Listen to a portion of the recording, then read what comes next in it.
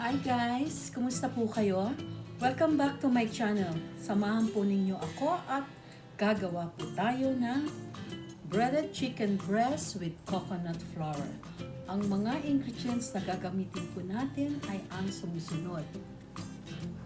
Half a cup of coconut flour, 1/4 cup of Parmesan cheese, 1 teaspoon of garlic powder, 1 teaspoon of onion powder, 1 teaspoon of cumin, and 1 teaspoon of smoked paprika, 1 teaspoon of salt,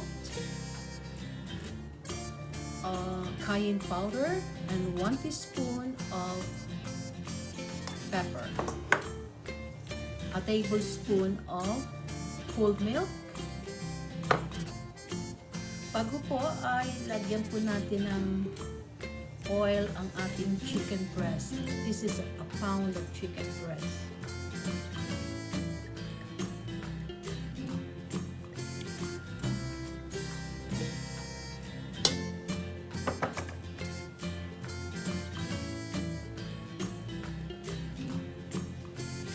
Atin pong pagsamahin ang mga ingredients.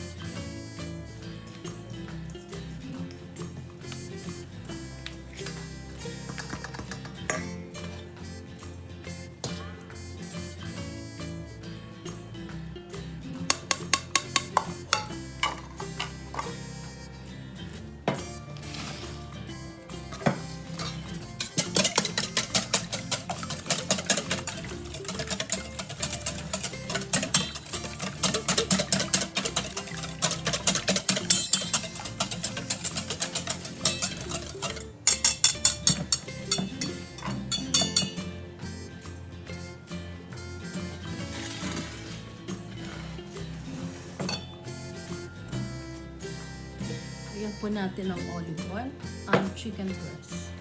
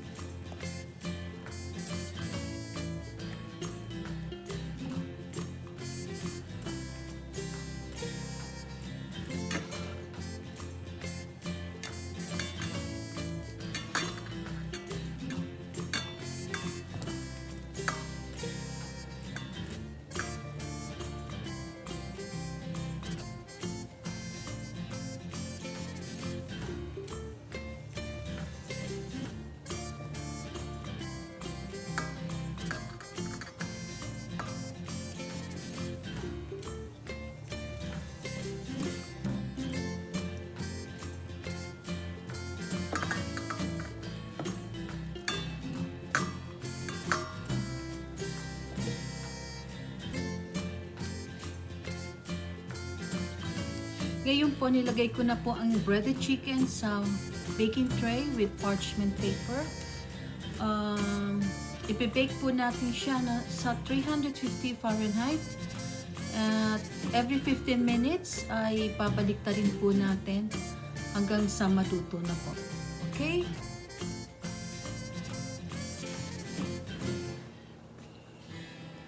There you have it, guys.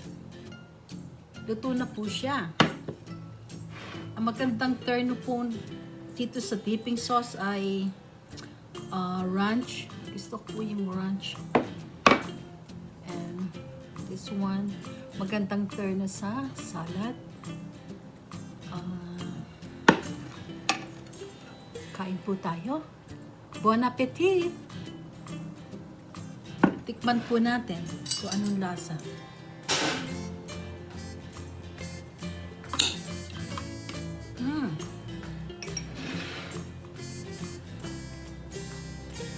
Kain po tayo.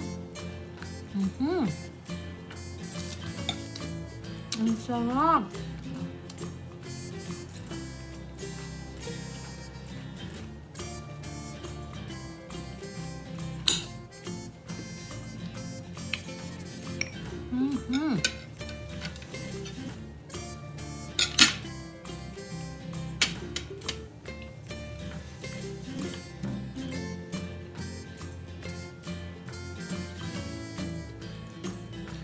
There you have it, guys. Thank you so much for watching. If you enjoyed this video, please like, share, and subscribe to my channel. God bless and have a nice day. See you next time. Bye. Bon appetit.